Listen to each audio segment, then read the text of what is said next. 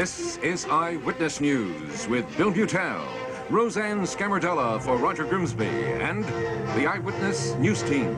Africa loses a veteran leader. The latest on the new war in Vietnam. Evelyn Cantor counts the calories in light beers, and Joel Siegel has an exclusive talk with Bruce Springsteen. He's back in New York, and he's had a sellout concert. All coming up. Bruce Springsteen is back in town this week for a series of sold-out concerts at Madison Square Garden, and Joel Siegel reports the kid from Asbury Park is keeping him clapping and stomping in the aisles.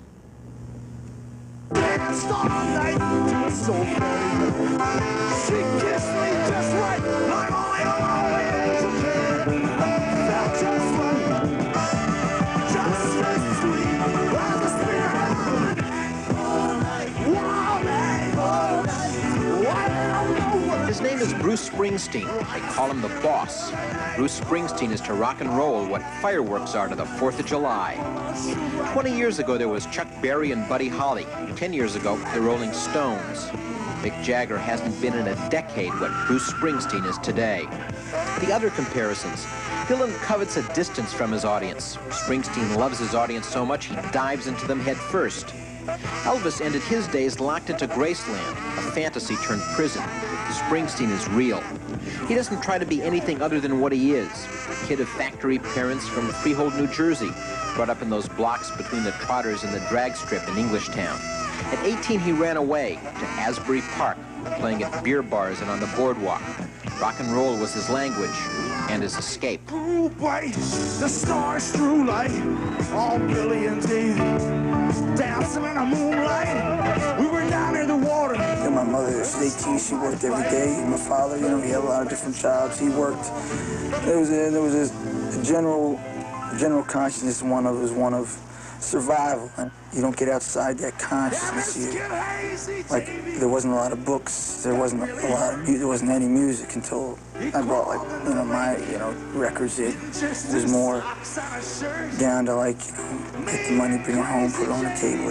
As I got in a cab with a guy in Texas, and he said, I go to some concerts and I feel good the whole next day, and I go to yours and I feel good for a week.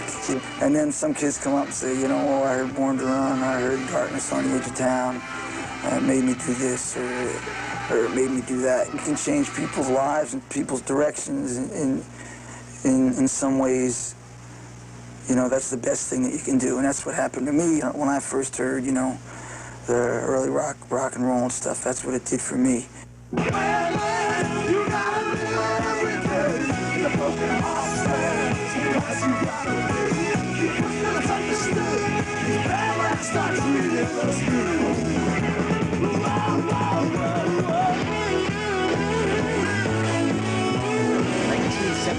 In a feat usually reserved for Jimmy Carter's and Charles de Gaulle's, Bruce Springsteen made the covers of both Time and Newsweek.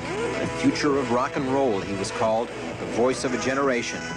But Springsteen escaped the pretensions, and legal troubles, contract troubles, kept him off the stage and out of the studio for nearly 3 years. Last night at the Garden, though, the promise came to be. It was, he told me, the most important night of my life. Last night, because I go through two things, there's a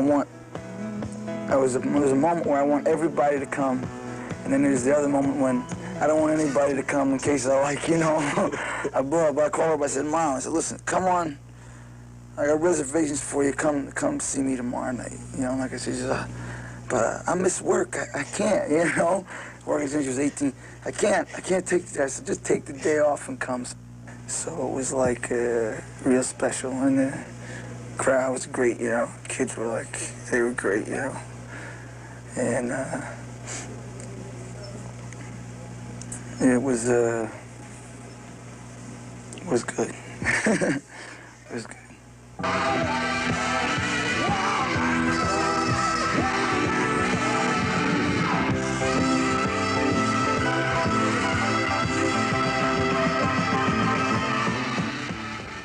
Bruce Springsteen was on stage for an incredible 3 hours last night. He's at the Garden tonight and tomorrow, all sold out.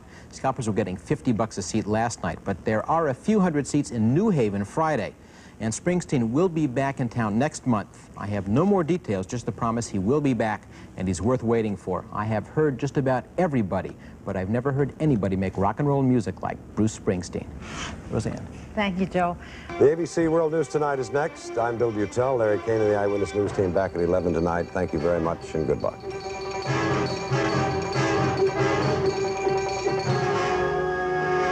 Eyewitness News is the New York area's #1 news presentation.